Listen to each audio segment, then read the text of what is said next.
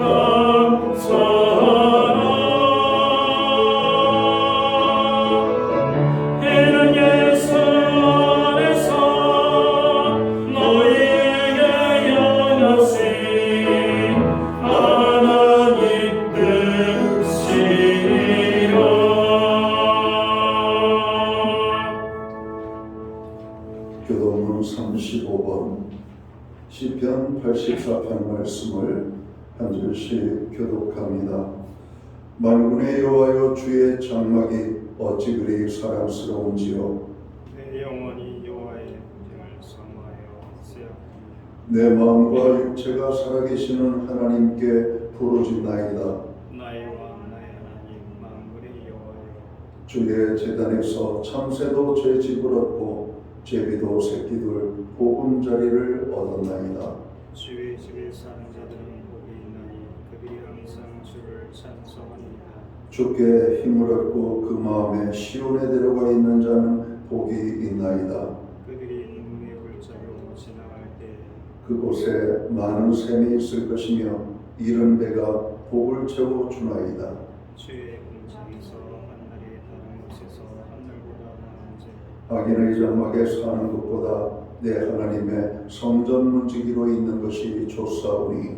만군의 여호와여, 주께 의지한 자는 복이 있나이다. 아멘. 자리에 작석하시겠습니다. 찬송가 26장 찬양. 오늘 이 찬양을 하나님 앞에 영광 돌리고 드려지는 예배를 위하여 박영성 목사님 기도하시겠습니다.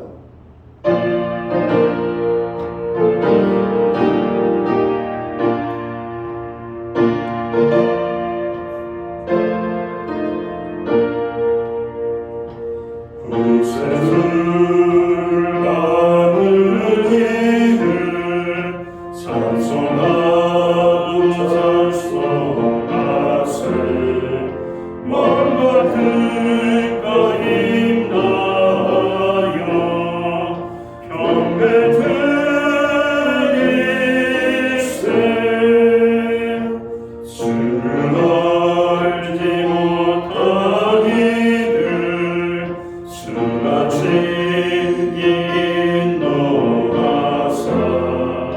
그의 피로 구속하니 찬송 받으세.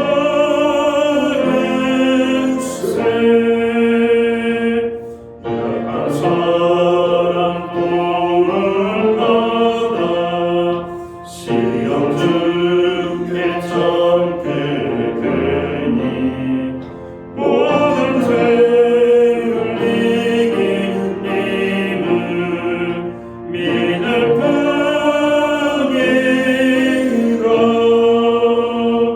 주님 되시는 이 주를 영원토록 변함없네. 손도 들어 주를 믿어 긴 성일세.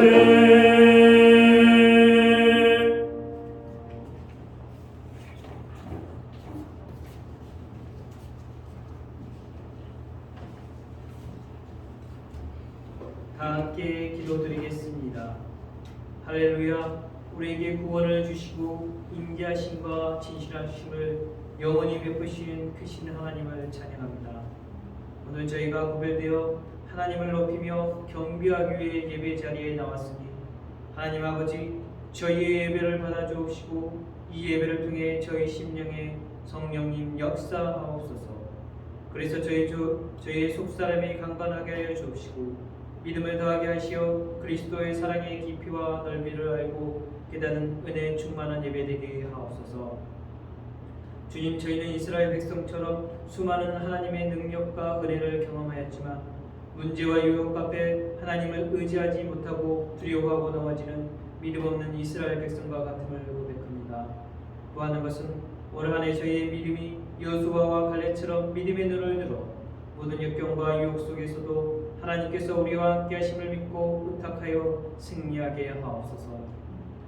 분열과 갈등으로 어렵진 이 땅을 긍휼히 여겨 주시옵소서. 세대 간, 계층 간, 지역 간의 벽에 무너지게 하시고 서로를 비난하기보다 이해하며 포용하는 사랑의 공동체가 되게 하옵소서. 경제적인 어려움으로 고통받는 이웃들을 기억하게 하시고 청년들에게 꿈과 일자리를 주시고 소상공인과 기업가들에게 일어설 힘을 더하여 주옵소서. 정직한 땀방울이 열매 맺는 건강한 경제 구조가 정착되게 하옵소서. 신약교회 믿음의 세대를 세워주시기를 간구합니다. 교회 학교가 다니엘과 새 친구처럼 말씀 안에서 서서 세상에 절하지 않는 세대가 되게 하옵시고 그래서 거룩과 사랑으로 주님의 신부가 되어 주님 다시 오실 길을 준비하는 믿음의 세대가 되게 하옵소서. 교회 성도들이 각자 많은 기도의 제목을 가지고 눈물로 기도하고 있습니다. 가족의 건강, 재정적인 어려움, 손자녀의 학업과 결혼 등 궁일한 마음으로 간구하고 있사오니 아버지여 그 기도에 신실하게 응답하여 기쁨으로 더욱 주님께 드리며 헌신할 수 있도록 도와주시옵소서. 아버지, 우리를 구원하시고 우리에게 땅끝까지 이르러 내 증인이 되리라는 지상 명령을 주셨는데 그 명령에 충실하지 못했음을 고백합니다. 이제 우리 안에 잃어버린 영혼에 대한 예수님의 마음을 알고 전도의 일에 전심을 다하게 하옵소서. 오늘 단위에 하나님의 능력의 말씀을 가지고 담임 목사님 세우셨으니 준비하신 말씀이 선포될 때 성령님 그 말씀이 우리가 미래의 불확신 속에 살아가는 저에게 하나님의 품에서 보호받고 있는 하나님의 자녀임을 믿고 위로가 되게 하시고 소망이 되어 힘을 얻게 하옵소서. 우리 목사님 항상 영육간에 강건케 하시고 능력과 지혜와 계시의 영을 더하여 주셔서 어지럽고 혼탁한 시대에 신약교회를 말씀과 믿음으로 굳건하게 세우실 것을 믿고 기도드립니다. 이 모든 말씀 우리를 사랑하시는 예수님의 이름으로 기도드리옵나이다.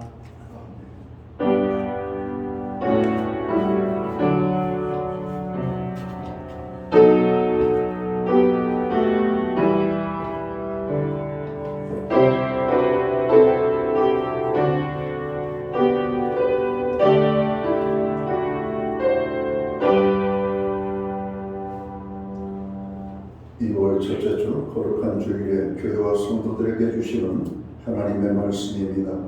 함께 보실 주의 말씀은 구약 성경 869면 구약 성경 869면 시편 91편 1절 말씀에서 11절까지의 말씀입니다. 찾으실 말씀을 한 절씩 교독하는 방법으로 말씀을 봉독을 하겠습니다. 제가 먼저 시편 91편 1절 말씀을 봉독을 합니다.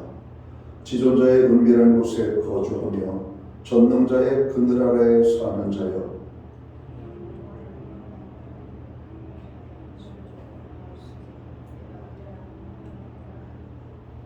이는 그가 너를 새 사냥꾼의 올무에서와 심한 전염병에서 건지실 것이니로다.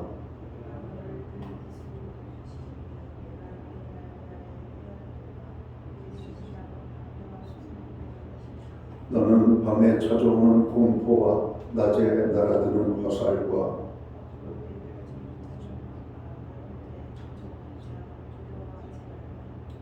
천명이 내 왼쪽에서 만명이 내 오른쪽에서 엎드러지나 이 재앙이 내게 가까이 하지 못하리로다.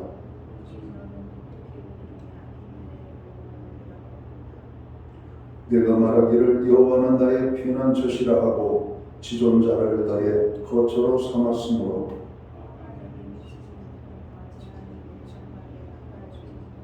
11절은 함께 읽겠습니다. 그가 너를 위하여 그의 천사들을 명령하사 내 모든 길에서 너를 지키게 하시니라. 아멘. 찬송가 213장 찬양, 오늘 이 찬양 1절과 4절, 5절 찬양으로 하나님 앞에 영광 돌리고 드려진 헌물 위하여 봉헌 기도 드리겠습니다.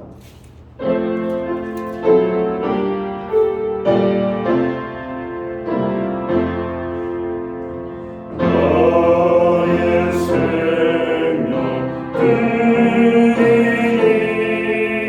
주여 받아 주셔서 세상 사랑 알구나 찬송하게 하소서. 나의 고와 드리니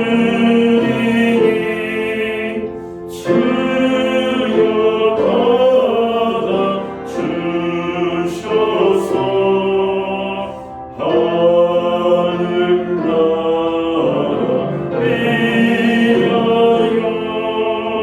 주 뜻대로 쓰소서.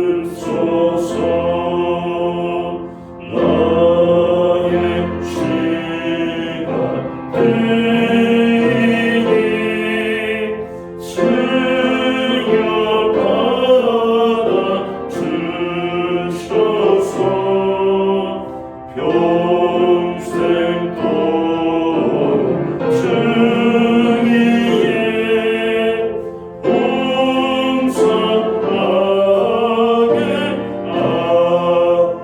하소서.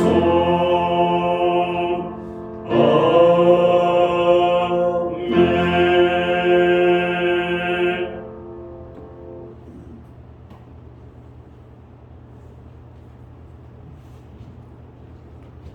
드려지는 헌물 위에 봉헌 기도 드리겠습니다. 다 같이 기도합니다. 오늘도 살아계셔서 구원함 얻은 하나님의 백성들을 다스리시고 그들을 좋은 길로 인도하시는 하나님을 찬양합니다. 새해를 주신 것이 어제 같은데 어느덧 1월 한 달이 지나가고 2월의 첫 주일을 맞이합니다.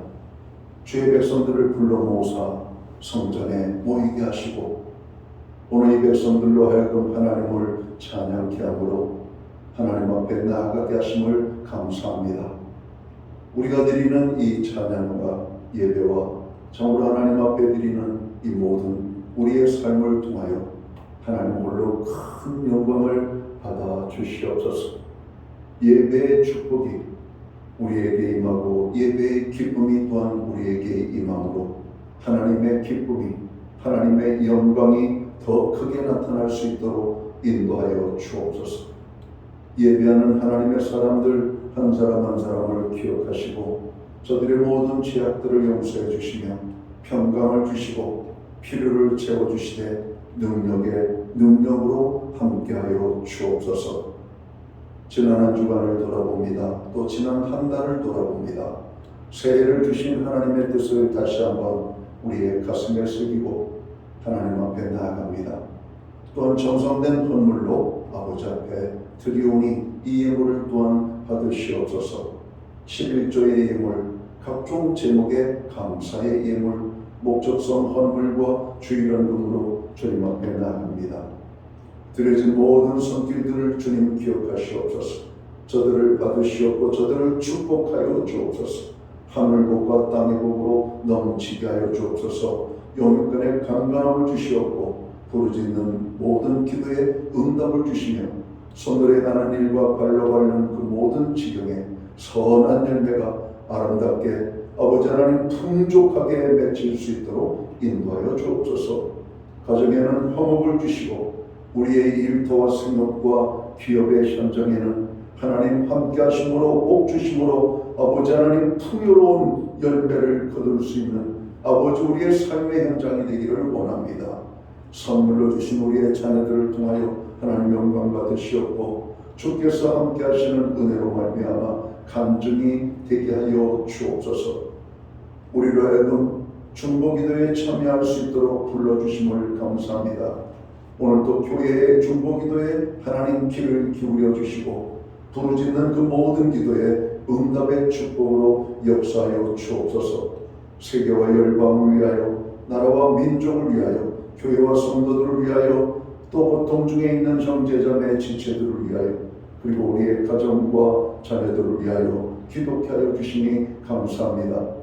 특별히 이 시간 주님의 손길이 필요한 심령들이 있습니다. 하나님 저들을 찾아가 오르만져 주시옵소서. 주님의 손길이 머무는 곳들마다 스쳐 지나가는 곳들마다 놀라운 역사들이 나타나기를 원합니다. 기적이 일어나기를 원합니다. 하나님의 권능이 열매로 나타나기를 원합니다. 그 손길을 느끼는 심령들마다 체험이 있게 하여 주시옵소서. 쓸어버리게 여인에게 하나님 베푸신 은혜가 오늘 예배의 자리에 참여한 주의 모든 자녀들에게 임하게 되기를 원합니다. 은혜 받기 위하여 저희들이 모였사오니 하나님의 풍성한 은혜를 허락하여 주옵소서. 우리의 가정들을 위하여 기도합니다. 여호와를 경외하는 가정, 말씀에 순종하는 가정, 하나님의 기쁨을 위하여 쓰임받는 가정, 하나님 특별히 구원받지 못한 우리의 형제자매 자녀들을 위하여 기도할 때마다 그 부르짖는 이름들이 하나님의 생명책에 기록되어지는 구원의 기쁨이 넘쳐날 수 있도록 인도하여 주옵소서. 우리에게 드릴 수 있는 환경과 믿음으로 드리게 하심을 감사합니다. 드려진 헌물 세련되는 곳에 주님의 영광이 주님의 나라 확장 위하여 주의 복음이 땅끝까지 전파되는 일에만 온전히 사용되게 하여 주옵소서. 간절히 바라고 원하오기는 오늘 예배의 자리에 참여한 주의 모든 자녀들이 만복의 근원이 되시는 하나님의 축복을 넘치도록 아버지 하나님 참으로 우리가 받고 돌아갈 수 있는 주의 복된 자녀들이 되기를 간절히 소원합니다. 복에 복을 더하여 주시옵소서. 저들이 원하는 것뿐만 아니라 저들이 알지 못하는 것들까지 필요를 하시고 채우시는 하나님의 축복이 임하게 하여 주옵소서. 이 모든 말씀을 우리 구주 예수 그리스도의 이름 받들어서 감사드리옵고 봉헌기도 드리옵나이다. 아멘.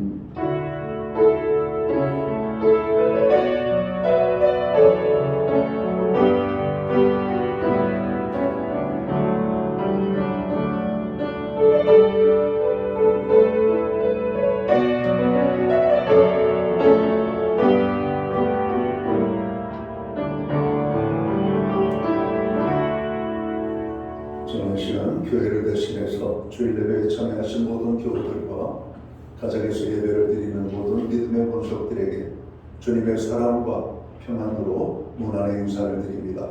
앞뒤에 계신 분들, 좌우에 계신 분들 서로 축복하는 사랑의 인사 함께 나누도록 하겠습니다. 반갑습니다. 축복합니다. 주님의 은혜가 넘치는 복된 예배의 자리가 되기를 간절히 바랍니다. 시간이 참 빠르게 흐르죠. 새해를 맞이한 것이 어제 같은데 어느덧 한 달이 지나가고 두 번째 달 첫 주일을 맞이합니다.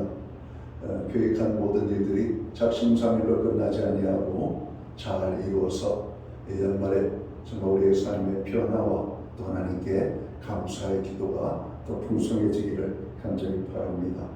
예배 회복이 삶의 회복입니다. 예배에 더욱더 힘쓰는 2026년 되시기를 바랍니다. 어제도 한 분의 그 인터뷰하는 내용을 봤습니다. 목사님이 감옥에 갇혔다가 출소하시면서 나오는 가운데 인터뷰인데 감옥에 잠시 갇혀 있으면서 가장 그리운 게 뭐냐? 하나님 앞에 나아가서 예배하는 것이었다는 겁니다. 혼자도 예배할 수 있지만 함께 오늘 우리가 무리가 모여서 성도들이 모여서 예배하는 것이 가장 자기에게 필요한 것이었다 그런 생각을 말씀을 하셨어요. 아마 지금도 아마 교도소에 갇혀 있는 물론 죄로 인한 자기의 부실로 인한 여러 가지 문제로 있는 사람들 가운데 아마 크리스찬 아마 죄수들도 있지 않을까 생각해요. 회개의 눈물과 또 예배의 그 감격을 사모하면서 또 이 주일 아침을 맞이하고 있지 않을까 생각합니다. 그들뿐이겠어요. 병원에 입원해 있는 분들, 특별히 오늘 또 주일이지만 일할 수밖에 없는 환경을 가지고 있는 모든 성도들이 오매불망 원하고 원하는 것은 하나님의 성전에 나가 예배하는 것이 아닐까 생각합니다. 오늘 그런 마음으로 우리가 예배에 참여하는 것이 얼마나 큰 축복인지를 알고 예배를 소중히 여기는 저희들이 되어야 되겠습니다. 지난주와 지지난주 참 많이 추웠습니다. 건강 때문에 어려움 당하는 많은 분들을 볼 수 있었습니다. 건강관리 잘 하셔서 건강한 몸으로 하나님 앞에 쓰임받는 저희들이 되시기를 바랍니다. 나라를 위하여 우리가 기도해야 되겠습니다. 경제 활성 그리고 정치의 협치와 국민 화합을 위하여 그럼 기도해 주시면 좋겠습니다. 오늘은 교회학교 진급식이 각 부서에서 있습니다. 초등부에서 중등부로, 중등부에서 고등부, 또 고등부에서 대학부로, 대학부에서 이제는 청년 사회인으로 나가는 그런 진급식입니다. 저희 부서가 어느 시간부터 유명부시라는 부서들이 되었습니다. 오늘 우리들이 뜨겁게 기도하고 다음 세대 부서의 회복을 위하여, 부흥을 위하여, 또 부서의 자녀들을 위하여 우리가 기도해야 되겠습니다. 또 교회에 다니는 성도님들 모든 교우들께서는 우리의 자녀들을 우리 교회에 함께 동반을 하셔서 예배할 수 있도록 그렇게 힘써주시면 좋겠습니다. 소득공제를 위한 헌금 영수증이 필요한 가정은 교회 사무실에 신청해 주시기 바랍니다. 교회는 매주 수요일마다 온라인 성경 공부를 제공하고 있습니다. 금주는 생명의 양식인 하나님의 말씀이라는 주제를 가지고 공부하도록 하겠습니다. 2월 강단 꽃꽂이 헌물을 이소원 집사님, 신윤희 집사님 가정에서 헌물해 주셨습니다. 기타 다른 교회 소식은 주보를 참고해 주시고 기도할 때마다 교회를 위하여 기도해 주시기를 주님의 이름으로 부탁을 드립니다. 오늘 우리는 구약성경 시편 91편 1절에서 11절까지의 말씀을 공독을 했습니다. 이 말씀을 중심으로 하나님의 보호를 받는 삶이라는 제목을 가지고 함께 은혜의 말씀을 나누고자 합니다. 다 같이 한번 따라해 보실까요? 하나님의 보호를 받는 삶. 하나님의 보호를 받는 삶. 오늘 본문 시편 91편을 보면 하나님의 약속의 음성을 우리는 들을 수 있습니다. 시편 91편은 한 절 한 절이 우리에게 얼마나 힘이 되고 위로가 되는지 모릅니다. 9절부터 11절까지의 말씀입니다. 내가 말하기를 여호와는 나의 피난처시라 하고 지존자를 너의 거처로 삼았으므로 화가 내게 미치지 못하며 재앙이 내 장막에 가까이 오지 못하리니 그가 너를 위하여 그의 천사들을 명령하사 내 모든 길에서 너를 지키게 하심이라 말씀합니다.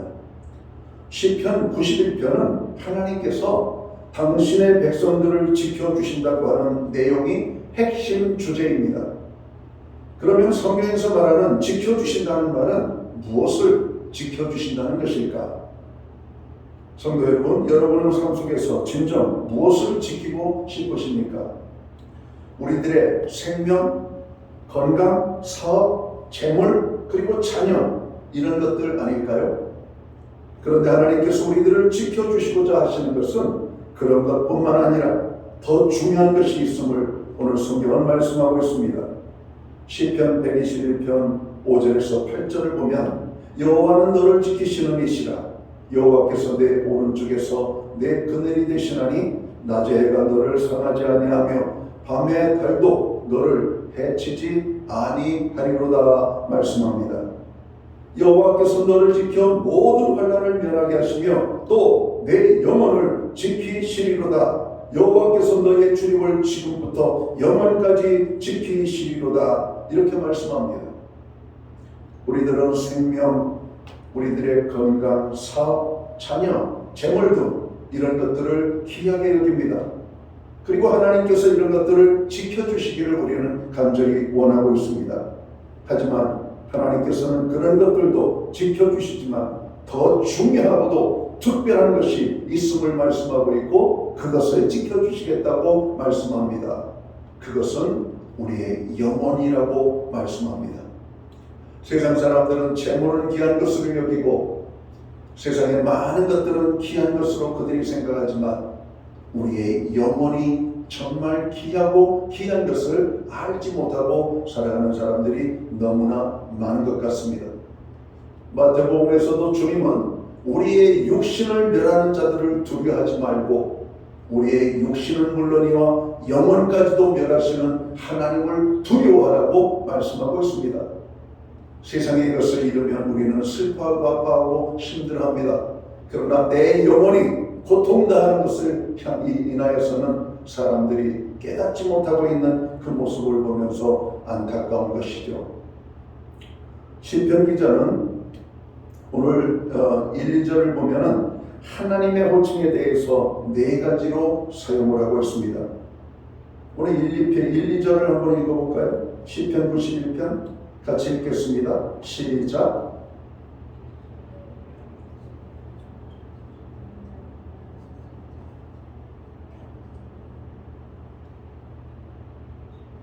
네, 91편 1절과 2절에 보면 하나님에 대한 호칭이 네 가지로 나와요. 지존자, 그리고 전능자, 2절에 보면 여호와, 그리고 2절 하반절에 보면 하나님이라 이렇게 말씀하셔요. 그런데 그 중에 지존자라고 하는 단어를 두 번 사용을 합니다. 히브리어 엘론이라고 하는 단어가 바로 이 지존자라고 하는 단어인데 이것은 하나님의 주권과 그 위엄을 강조할 때 사용되는 단어라는 것이죠. 하나님께서 온 세상을 다스리심을 믿는 자에게는 세상이 줄 수 없는 참된 평안이 임하게 됩니다. 우리는 하나님을 믿는다고 하면서도 하나님께서 주권을 가지시고 위엄 가운데 다스리신다는 이 사실을 망각하고 살 때가 많이 있는 것 같습니다. 바라기는 오늘 이 시간 우리에게 주시는 말씀을 통해 온 세상을 다스리시는 하나님을 믿는 믿음 안에서 우리를 안전하게 보호하시는 하나님의 은혜가 우리 모두에게 임하시기를 주님의 이름으로 축원합니다. 그러면 우리들이 하나님의 보호하심과 은총 속에 살아가기 위하여서 우리가 가져야 할 올바른 신앙의 자세는 무엇일까요? 오늘 성경 말씀에 비추어 보면 전능자의 그늘 아래 거하여야 된다라고 말씀합니다. 부모 밑에는 여러 자녀들이 있습니다. 물론 요즘은 하나 혹은 둘, 어떤 가정들은 하나도 안 낳고 사는 가정들도 있는데 과거적으로 보면 부모 밑에 여러 자녀들이 있죠. 여러분, 부모가 자녀를 사랑하지 않는 자녀는 없을 겁니다. 그런데 그 중에 부모의 그늘 밑에 거하기를 원하지 않고 부모의 그늘 밑을 벗어나려고 하는 자녀들이 간혹가다 있죠. 말썽 부리는 녀석들입니다. 그 녀석들을 돌보고 사랑하기 위해서 애쓰고 힘쓰지만 부모의 그늘 그것을 벗어나려고 하는 자녀들은 우리가 어떻게 할 수가 없는 겁니다. 그러다가 어려움을 당하고 고통을 당하고 아픔을 당하고 저 궁극적으로는 그의 인생이 무너지는 자녀들을 우리가 보기도 합니다. 여러분, 나라도 마찬가지입니다. 나라라고 하는 개념도 큰 나라, 작은 나라, 강한 나라, 여러분 힘이 없는 나라들이 있죠. 힘이 없는 나라들이 살아가는 방법은 힘이 있는 나라 그늘 밑에 들어간 것입니다. 오늘 하나님은 강하신 분이십니다. 자, 오늘 그분은 전능자 하나님, 오늘 지존자라고 말씀하십니다. 지고지순한 그 높으신 하나님이심을 말씀하고 있는 것이죠. 우리가 하나님의 보호 속에 살기 위하여서는 단지 예수 믿고 구원함을 얻었다는 것, 이거 하나만 가지고 우리 할 수가 없어요. 우리 모두는 예수 그리스도를 믿고 구원함을 얻습니다. 그러니까 자연스럽게 하나님의 자녀가 되었죠. 그러나 여전히 명칭상으로는 우리가 하나님의 자녀가 되었지만 삶 속에서 하나님의 그늘을 벗어나 살려고 하는 자녀들이 너무나 많은 것 같습니다.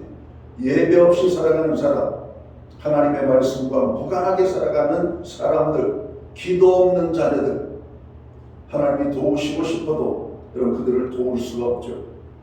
이스라엘 백성들의 역사를 통해서 우리는 무엇을 봅니까? 그것을 보잖아요. 선지자들을 보내서 하나님은 경고하십니다. 이스라엘 백성들아, 언제까지 너희가 하나님을 멀리하며 어디까지 너희가 도망을 치겠느냐? 여호와께로 돌아오라고 말합니다. 내게로 돌아오면 너희들에게 주지 못하였던 모든 것들을 하나님께서 부어주시겠다라고 축복해 주시겠다라고 말씀합니다. 그러나 너희가 끝끝내 하나님의 그늘 안에 들어오기를 원하지 않는다면 너희가 멸망을 당할 수밖에 없다라고 말하잖아요. 북왕국 이스라엘이 멸망을 당하고 남왕국 유다가 멸망을 당합니다. 멸망을 당하고 나서 많은 백성들이 아수리의 포로로 잡혀가고 바벨론의 포로로 잡혀가고 난 다음에 하나님의 말씀이 생각이 나고 그리워지는 것입니다. 포로된 그 땅에서 그들은 부르짖어 기도하시잖아요. 하나님, 우리가 정말 잘못했습니다. 하나님, 이제야 주의 말씀이 기억이 납니다. 약속하신 말씀대로 저희들이 아버지 하나님께로 돌아가기를 원합니다. 여러분, 성경에 보면 너희가 동쪽 끝에 저쪽 해 뜨는데 그리고 해 지는데 흩어져 있는 하나님의 백성이라 할지라도 너희들이 진정 하나님께로 돌아오기로 원하고 그리고 자복하고 통일할 때 하나님께서는 해 뜨는 데서로부터 해 지는 데까지 너희들을 불러 모으시겠다라고 말씀하는 겁니다. 하나님의 특별한 보호하심을 받기 위해서는 우리는 항상 하나님이라고 하는 큰 보호의 우산 속에 우리가 거해야 되는 겁니다. 오늘 시편 92편은 전능자의 그늘 아래 거하라고 말씀합니다. 1절에서 3절까지의 말씀을 다시 한번 우리가 읽어보도록 하겠습니다. 같이 한번 큰 소리로 한번 읽어보시기 바랍니다. 시작.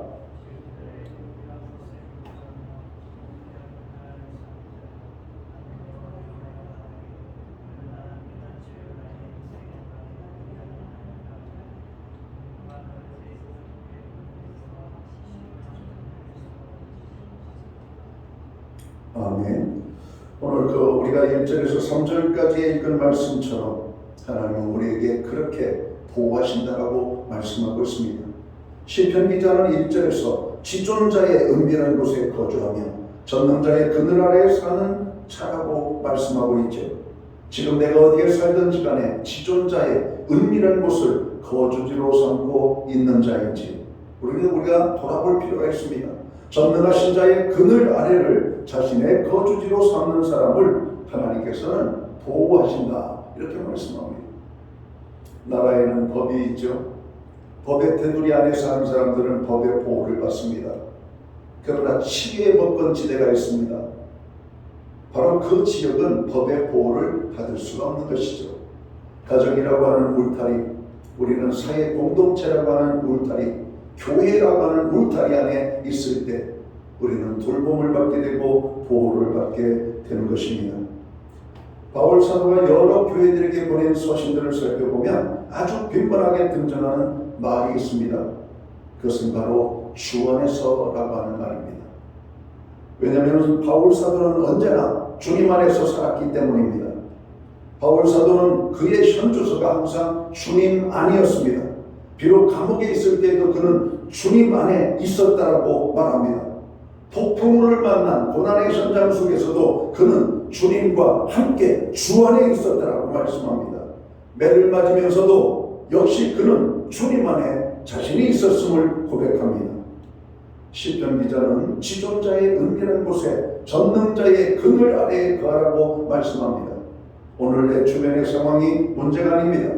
내가 지금 어디에 거하고 있는가 하는 것, 이것이 가장 중요한 문제입니다.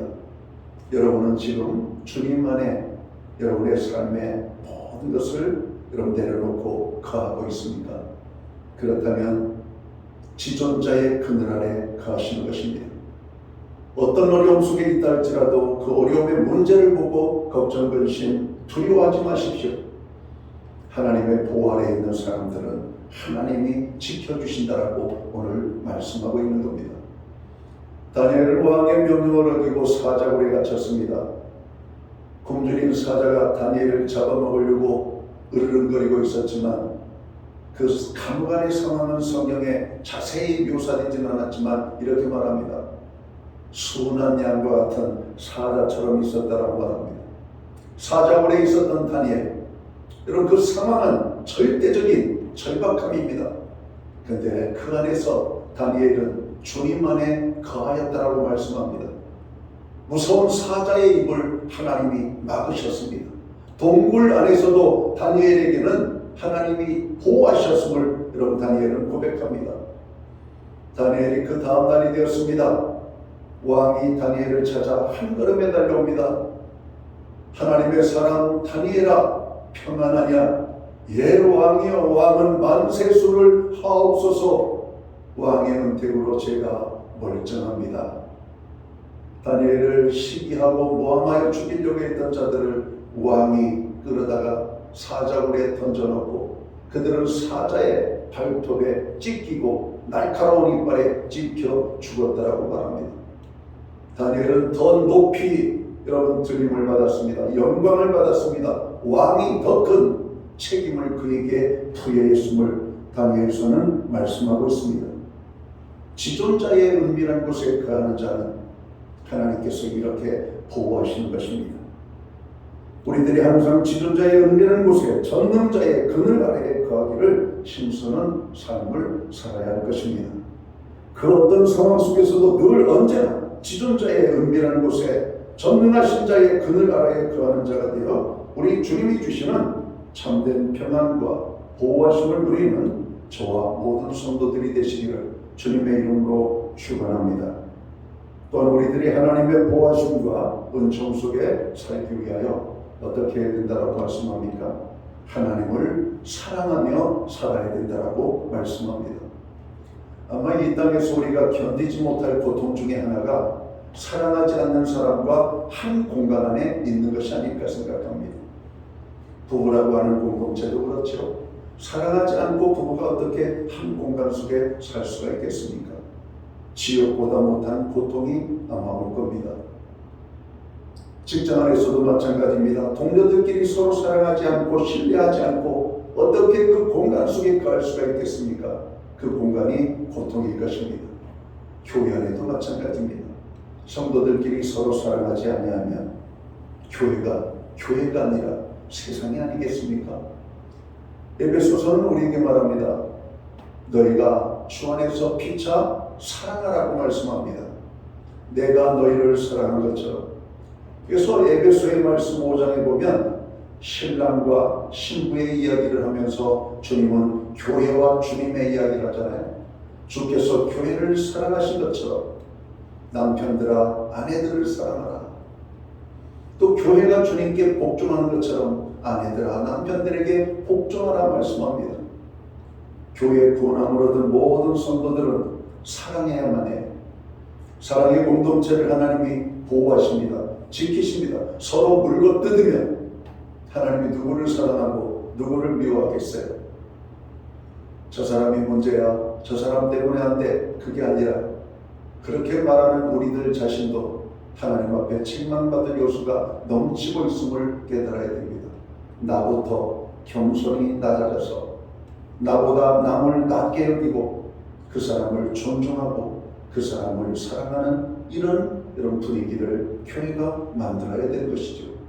바로 그런 공동체에 하나님이 함께 하시고 또 세상에 많은 사람들이 교회 공동체를 부러워하지 않겠습니까? 특별히 교회는 고난 가운데 더 하나됨을 힘써야 합니다. 사랑으로 하나되는 것. 오늘 하나님의 보호 속에 살기 위해서는 하나님을 미워하면서 하나님과 함께하면 하나님의 보호를 받을 수가 없습니다. 광야 생활이 그것을 말씀하고 있잖아요. 이스라엘 백성들은 하나님의 돌보심을 받으면서 하나님의 보호를 받으면서 눈만 뜨면 하나님을 원망하고 하나님을 불평했습니다. 결과가 어찌 됐어요? 그들은 가나안의 축복을 누리지 못했습니다. 광야에서 다 죽었습니다. 여러분, 오늘도 교회 안의 소리들이 그렇게 살아가는 사람들이 있다면 이것은 불행한 것입니다. 하나님의 보호를 받기 위하여 우리는 하나님을 사랑하며 살아가는 것 너무나 당연하고도 지극히 자연스러운 것입니다. 하나님을 만난 사람들은 하나님을 사랑해요. 하나님을 사랑하는 자는 다른 사람을 사랑할 수밖에 없습니다. 그렇게 구조적으로 되어져 있는 거예요. 다른 사람을 사랑하지 못하는 사람들은 한번 자신을 냉철하게 돌아보시기를 바랍니다. 내가 정말 하나님을 사랑하는가? 내가 하나님을 사랑하고 있는데도 다른 사람이 미워지고 싫어지고 사랑할 수가 없다라고 하면 잘못된 것입니다. 하나님이 잘못일 수는 없겠죠. 우리들이 잘못이지. 여러분, 요한복음 14장 21절은 무엇을 말씀하고 있습니까? 하나님을 사랑하는 사람은 어떻게 산다고요? 주의 계명을 가지고 지키는 자라야 나를 사랑하는 자니, 나를 사랑하는 자는 내 아버지께 사랑을 받을 것이요 그에게 나를 나타내리라. 우리가 앞부분에 신경을 써보시기 바랍니다. 주의 계명을 가지고 지키는 자라야 주님을 사랑하는 자라고 말씀합니다. 자, 아까 말씀으로 돌아볼까요? 하나님을 사랑하는데 형제를 미워한다? 잘못된 것이라고 그랬죠? 하나님의 계명은 무엇입니까? 너희가 서로 사랑하라. 그런데 우리는 하나님을 사랑하는데 다른 사람을 사랑하지 못해요. 계명대로 살지 못하고 있는 겁니다. 그러면은 하나님을 사랑하는 것이 아니에요. 최소한 나는 하나님을 사랑하는 것처럼 보이는데 하나님은 우리들이 하나님을 사랑하지 않는 것처럼 보인다라고 하는 겁니다. 계명대로 살지 못하니까. 남녀가 연애 시간을 갖게 되죠. 연애 시간을 갖는 남녀는 어때요? 서로의 말을 귀담아 듣습니다. 서로의 말을 듣습니다. 삶의 변화가 일어나죠. 그런데 서로 여러분 교제를 하고 연애를 하면서도 상대방이 말하면 그 말을 받아들이지 못하고 싫어하고 지키지 않는다면 그 만남은 오래가지 못하고 열매를 맺지 못할 것입니다. 야, 이 사람하고 살면 큰일 나겠다. 다 이 고집스러운 사람하고 살면 어렵겠다. 자기밖에 모르는 이 사람은 안 되겠다. 여러분, 세상적인 말로 철든다라고 하는 말이 뭔지 아십니까? 철든다. 아, 저 사람은 철들었어. 아, 저 사람은 철들려면 한참 멀었어. 여러분, 철든다는 말이 다른 말이 아닙니다. 어른스러워진다는 말이에요. 어른스러워진다는 말. 자, 어른스러워진다는 말이 뭡니까? 좀 더 쉬운 말로 표현하면 나보다 남을 낮게 여기는 마음입니다. 여러분, TV 프로그램 중에 토요일 오후에 보면 제가 이제 사역을 어느 정도 준비해놓고 저녁에 밥 먹으러 들어갔더니 그때 잠시 TV를 보면 동행이라고 하는 프로그램이 등장합니다. 거기에 보면은 어린아이가 집안의 가장이 되어서 집안의 어른들을 돌보는 이야기들이 많이 나와요. 가슴을 때립니다. 우리의 삶을 돌아보게 합니다. 그 아이들을 보세요. 응석바지, 그저 부모의 사랑만 입고 살아야 될 아이들이 철이 들었어요. 어른스러워요. 자기 고통스러운 것 생각하지 않고 자기가 함께 살고 있는 가족들이 고통당하는 것을 더 아파하며 희생하는 것을 즐겁게 합니다. 이게 철드는 거예요. 믿음의 철이 든다는 게 뭡니까? 신앙의 성숙을 말하는 겁니다. 신앙의 성숙은 뭐예요? 나보다 남을 낮게 여기는 것입니다. 하나님을 사랑하기 위해서는 내 것을 내놓아야 돼요. 내 것을 희생해야 돼요. 내 것을 포기해야 돼요. 그렇게 하지 않고 하나님을 사랑할 수가 없어요. 내가 지킬 것 다 하고 누릴 것 다 하고 내놓을 것 하나도 없이 하나님을 사랑한다? 거짓말입니다. 하나님은 우리를 사랑하셨어요. 그 사랑을 어떻게 하셨어요? 당신의 모든 것을 우리에게 주셨다라고 말씀합니다. 그런데 우리는 입술로 하나님을 사랑한다는 말이에요. 그런데 하나님을 향해서는 어느 것 하나도 내놓지 않습니다. 조그만 시간조차 내놓지 않습니다. 잘못된 것입니다. 우리의 삶을 돌아보면 그렇다는 겁니다. 우리들 가운데 예배를 드리지만 여전히 어린아이 같은 사람들이 많습니다. 철이 안 든 기독교인들이 너무나 많습니다. 저는 바라기는 철든다는 것이 좋은 것은 아니지만 그래도 우리가 때가 되면 철이 들어야 되지 않잖아요. 들어야 되잖아요. 하나님 앞에 철든 신앙인은 어떻게 살아가? 하나님을 사랑하며 살게 되는 것입니다. 14절 말씀을 볼까요? 시편 91편 하나님이 이르시되 그가 나를 사랑한즉 내가 그를 건지리라. 그가 내 이름을 안즉 내가 그를 높이리라. 여기서 사랑한즉이라고 하는 단어는 히브리어로 하샤크라고 하는 단어입니다. 이는 로맨스적인 사랑을 의미하는 것이 아닙니다. 달라붙는다, 매달린다, 꽉 붙잡는다, 이런 어떤 의미를 가지고 있는 단어 하샤크. 그가 나를 사랑한즉, 그가 나를 꽉 붙잡은즉, 이런 겁니다. 신학에 보면 예수님을 향하여 가까이 나가는 사람들이 있잖아요. 좀 더 가까이 보려고 다가가는 사람. 솔로몬의 여인처럼 주님의 옷자락만이라도 만지기를 원하는 그 모습. 혈육병 여인, 그 병으로 앓는 여인이 주님의 옷자락만을 만지려고 하는 그 신념들. 이게 것입니다. 물론 그들은 그들의 필요 때문에 주님이 필요했지만 바로 그런 마음으로 가까이 가려고 하는 붙잡는 것을 말해요. 솔로몬의 여인에 대해서 주님이 뭐라고 그래요? 이방인 취급하잖아요. 개 취급을 하잖아요. 어떻게 자녀의 떡을 취하여 개들에게 줄 수가 있는가? 솔로몬의 여인은 이렇게 대답합니다. 개들도 주인의 상에서 떨어지는 부스러기를 먹나이다. 그의 겸손한 믿음을 보시고 주님은 이방인 여자인 솔로몬의 여인의 딸을 치유하시는 장면을 보게 됩니다. 하나님 앞에 매달려야 돼요. 너무 비굴하잖아요. 여러분 세상적으로는 비굴할 수 있어요. 근데 하나님 앞에 나아가기 위해서는 여러분 비굴이 아니라 비굴의 만배도 해야 됩니다. 그래야 하나님의 보호를 입으니까. 요즘 뉴스에 보니까 베트남에서 경제에 크게 이바지했던 삼성이라고 하는 여러분 거대 여러분 다국적 기업, 우리나라 최고의 기업이죠. 베트남을 떠난 뉴스가 도배를 하고 있더라고요. 그들이 너무 콧대를 세웠다는 겁니다. 교만하게 했다는 거예요. 붙잡지 않았다는 거예요. 할 수 있으면 해봐라. 너희들은 많은 돈을 투자했으니까 못 나간다. 그러면서 세금을 올리고 더 많은 못된 짓을 하다가 결국 삼성이 베트남을 떠났어요. 어디로? 인도로. 베트남이 난리가 났다고 합니다. 여러분 베트남이 삼성 첫 기업을 처음 유치할 때 그들은 비굴할 정도로 여러분 손을 비볐다고 그래요. 우리나라를 제발 도와주십시오. 우리나라를 좀 경제적으로 일어날 수 있도록 해주십시오.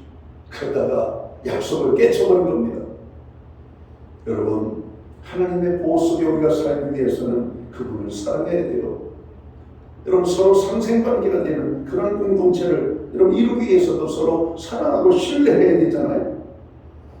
하나님께서는 하나님께 딱 달라붙는 사람들을 건지시겠다. 이게 바로 지켜주신다라고 하는 의미입니다. 하나님의 지키시는 은혜를 받기 위해서 우리들은 주님의 십자가를 필사적으로 붙잡아야 됩니다. 십자가를 놔버린 그리스도인은 거의 더 이상 그리스도인이 아니죠. 어떻게 우리가 십자가를 놔버릴 수가 있습니까? 물론 목에 차는 십자가, 여러분 반지에 새겨져 있는 그런 십자가를 말하는 게 아니잖아요. 우리의 구주가 되시고 생명이 되시는 주님을 어떻게 우리의 몸에서 분리를 시킬 수가 있겠어요? 그 주님을 의식하며 그 주님을 의지하고 그 주님을 붙잡는 것이죠. 한 걸음 한 걸음 뛸 때마다 주님, 주님, 우리가 사업을 할 때마다 어떤 일을 할 때마다 주님, 주님을 부르면서 나아가는 그 삶입니다. 이게 하나님을 붙잡는 거예요. 그런 사람들 하나님이 도와주신다, 보호하신다. 한순간도 잊지 않고 주님의 십자가를 굳건하게 붙잡는 삶이야말로 하나님께 달라붙어 있는 것입니다. 14절 하반부에 그가 내 이름으로 한 적이라는 표현도 마찬가지. 여기서 안다는 것은 하나님을 사랑하는 것을 사랑으로 하는 것을 의미합니다. 그냥 느낌으로 하는 게 아니라 이념으로 하는 것이 아니라 하나님을 사랑해 보니까 하나님을 알아요.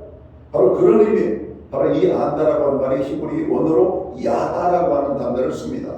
야다는 경험을 통해서, 체험을 통해서 그 사람을 겪어보니까 그 사람을 알게 되는 겁니다. 우리가 인생 그렇잖아요. 사람들은 대부분 그 사람을 받아들일 것인가 받아들이지 않을 것인가의 결정이 5초 이내로 결정된다고 합니다. 첫인상이죠. 그러나 그 결정이 맞을 때도 있지만 틀릴 때도 있잖아요. 그 사람 좋은 줄 알았는데 함께 가까이 지내다 보니까 이 사람 이런 약점이 있구나, 이런 어려움이 있구나. 여러분 이렇게 느낄 때가 있지 않습니까?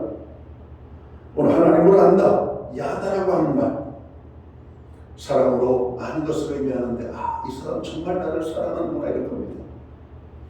이런 많은 연인들이 남녀가 서로를 저울질하잖아요.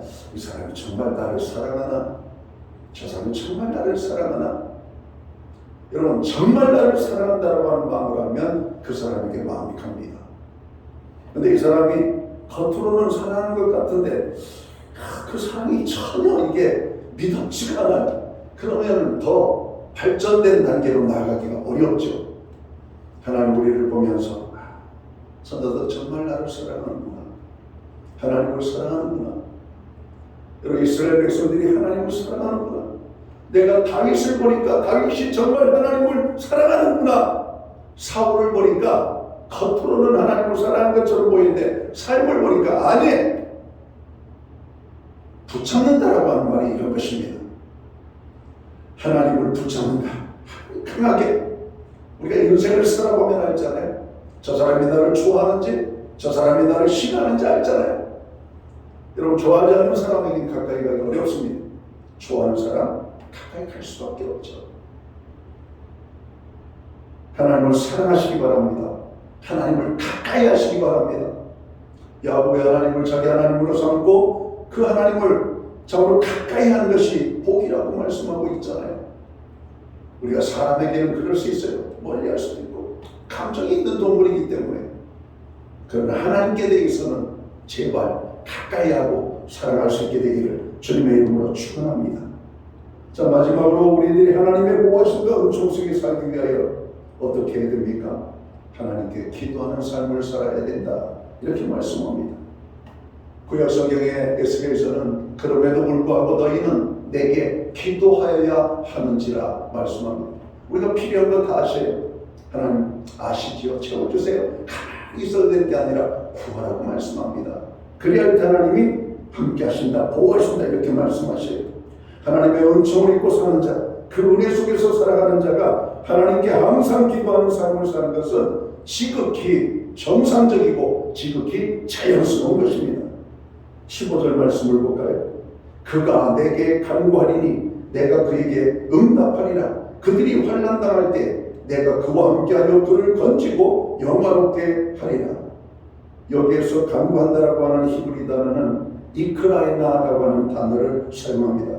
이것은 일시적으로 이례적인 도움을 전하는 기도가 아닌 계속적인 기도를 의미하는 겁니다. 이 말은 기도가 삶이 되고 생활화된 것을 말하는 것이죠. 하나님과 대화를 나누는 것이 이미 생활화된 사람입니다. 그런 사람들을 하나님이 보호하신다라고 말씀하는 겁니다. 우리들은 어떻게 해서든지 하나님께 더 가까이, 더 자주 나아가 기도하는 삶을 살아야 되겠습니다.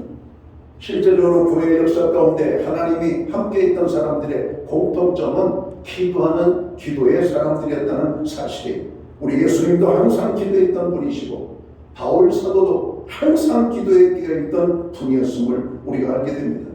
하나님은 이렇게 기도하는 자들과 함께 하시는 것을 여러분 믿을 수 있게 되기를 바라고, 삶이 아무리 바쁘고 피곤할지라도 하나님께 나아가 엎드리고 기도하는 시간을 꼭 만들 수 있게 되기를 주님의 이름으로 축원합니다.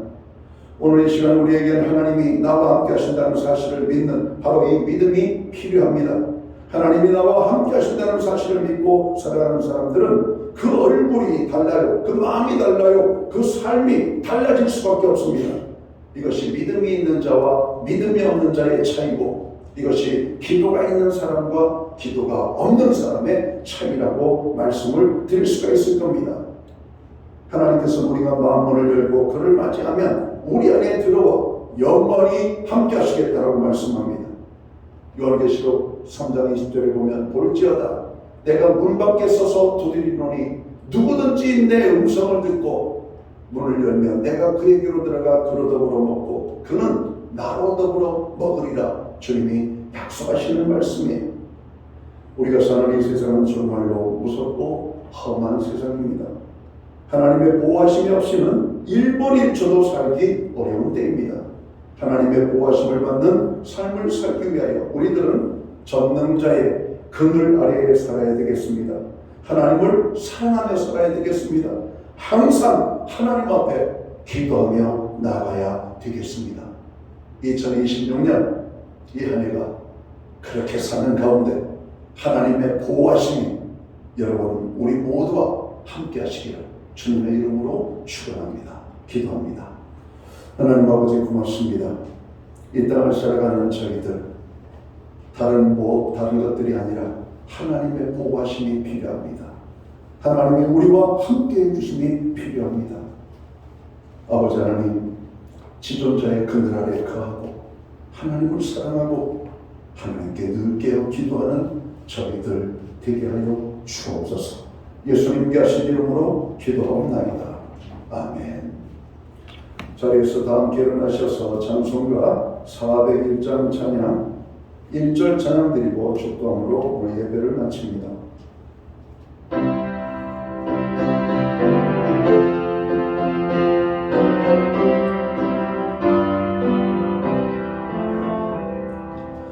주의 곁에 있을 때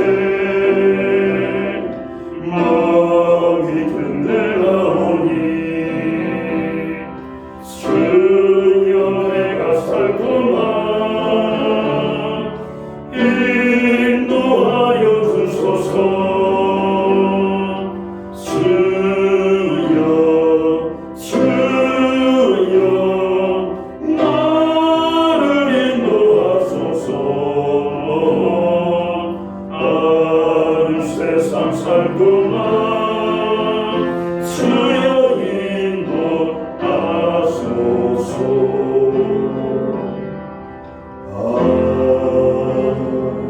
아멘.